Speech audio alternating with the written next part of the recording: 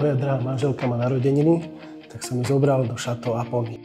Keď sa povie Oponice, ja si predstavím ticho parku, šuchot lístia a kaštiel, ktorý si pamätá viac, než stihneme za život prečítať.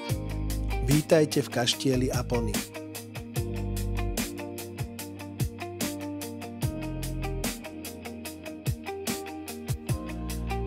Toto je srdce miesta, Aponyho knižnica.